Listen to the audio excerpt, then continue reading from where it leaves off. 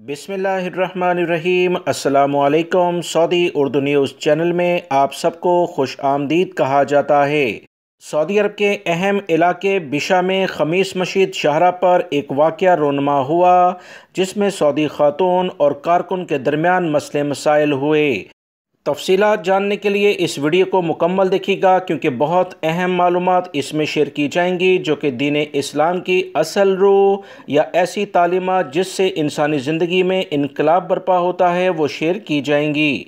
तफसीलात कुछ ये हैं कि एक सऊदी खातून ने अल्लाह रब्बुल इज़्ज़त की रज़ा की खातर इस मुक़द्दस महीने में एक सफाई करने वाले कारकुन को 3 लाख रियाल माफ़ किए हैं। वाक़या कुछ ये हुआ कि ट्रैफिक हादसे में इस सऊदी खातून के 2 बच्चे जाँ बहक हो गए थे।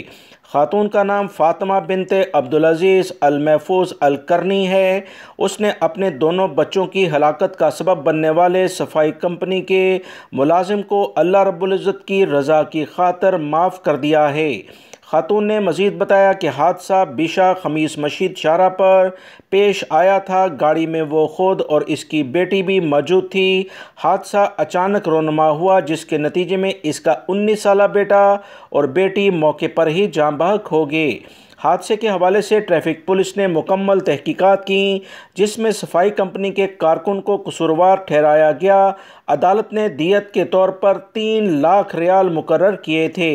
खातून ने मज़ीद कहा कि सफाई के कारकुन की हालत देखकर इसे सिर्फ़ अल्लाह रब्बुल इज़्ज़त की रज़ा की खातर माफ़ कर दिया है।